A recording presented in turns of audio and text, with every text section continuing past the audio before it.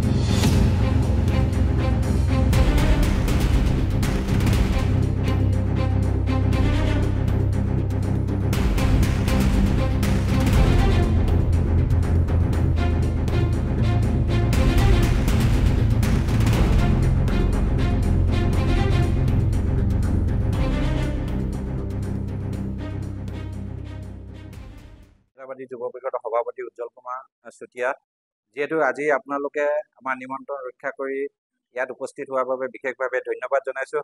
অসম জাতীয়তাবাদী যুৱ পৰিষদে বিভিন্ন সময়ত অসমৰ যিসমূহ জ্বলন্ত সমস্যা আছে আৰু যিসমূহ স্থানীয় সমস্যা, এই স্থানীয় সমস্যাসমূহ আমি বিশেষভাৱে মাত মাতি কৰিছোঁ।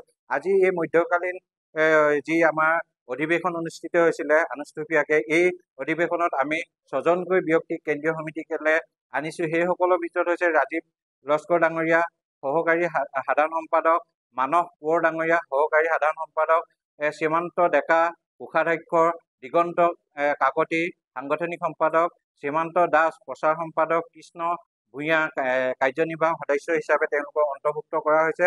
আৰু আশা কৰিছোঁ এখেতলোকৰ বলিষ্ঠ নেতৃত্বই অসম জাতীয়তাবাদী যুৱ পৰিষদৰ অসমৰ এটা অগ্ৰণী সংগঠন হিচাপে পুনৰ প্ৰতিষ্ঠা কৰিবৰ কাৰণে তেওঁলোকে সহায় সহযোগিতা আগবঢ়াব। তাৰ সমান্তৰালকৈ অসম জাতীয়তাবাদী যুৱ পৰিষদৰ আজি এই সভাতে বিভিন্নসমূহ বিষয়ৰ ওপৰত আলোকপাত হয়। তাৰ ভিতৰত হৈছে অসমৰ যি উচ্ছেদ চলি আছে বনাঞ্চলত, সেই বনাঞ্চলত বা যি চৰকাৰী মাটিত তেওঁ বেদখল কৰি আছে, ইয়াৰ বিৰুদ্ধে অসম জাতীয়তাবাদী যুৱ পৰিষদে বিভিন্ন সময়ত মাত মাতি আহিছে। আৰু তাৰ সমান্তৰালকৈ অসম চৰকাৰে এই যি সন্দেহযুক্ত নাগৰিকসকলক ইয়াৰ পৰা চৰকাৰী মাটিত তেওঁলোকে ঘৰ নিৰ্মাণ কৰি আছে, সেইসকলক আমি উচ্ছেদ কৰা কাৰ্যক সমৰ্থন জনাইছোঁ। তাৰ সমান্তৰালকৈ কিন্তু আমি এটা কথা চৰকাৰখনক দাবী জনাওঁ যে, আৰু তেখেতলোকক ক'ব বিচাৰিছোঁ যাতে তেখেতলোকে জাতিগত হিচাপে কোনো হিন্দু মুছলমান কৰি নহয়, যিসকল প্ৰকৃত বাংলাদেশী বা যিসকল বহিৰাগত, যিসকলে ভাৰতৰ পৰা বাহিৰৰ যিসমূহ ৰাষ্ট্ৰৰ পৰা আহি অসমত থিতাপি লৈছে, যিসকলে আমাৰ মাটি দখল কৰিছে, সেইসকলক চিনাক্ত কৰি তেওঁলোকক কিন্তু অসমৰ পৰা বিতৰণ কৰিব লাগিব। যেতিয়ালৈকে বিতৰণ নকৰে কিন্তু অসমত এই যি বিদেশী সমস্যা স্থায়ী সমাধান নহয়।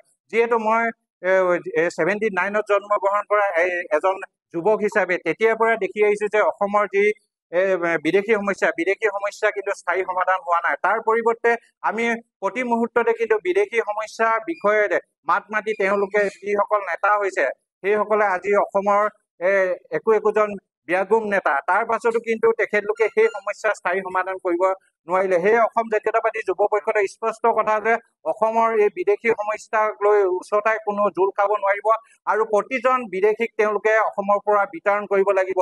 যেতিয়ালৈকে বিতৰণ নকৰে তাৰ বিৰুদ্ধে অসম জাতীয়তাবাদী যুৱ পৰিষদে মাত মাতি যাম।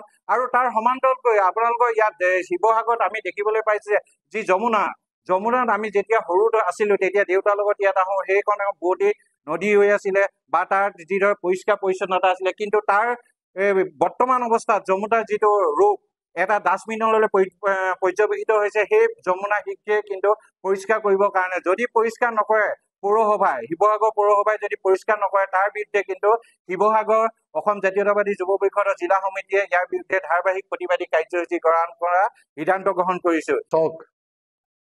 কেব আছিলে, কেবৰ পৰা কা আছিলে।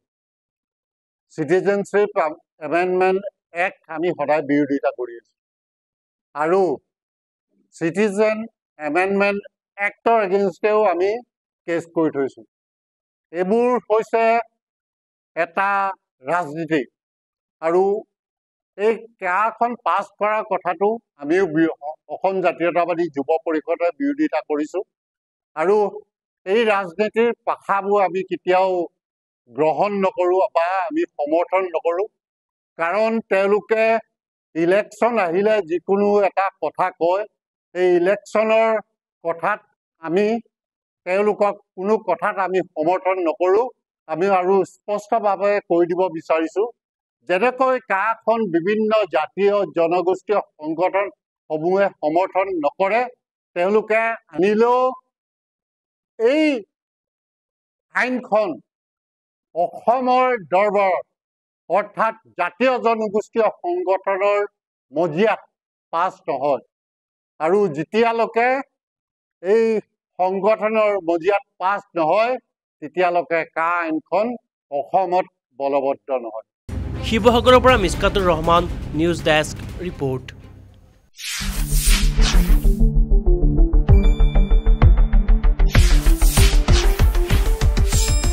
শুদ্ধ আৰু বিস্তৃত বাতৰিৰ বাবে চাই থাকক নিউজ ডেস্ক ৰিপৰ্ট।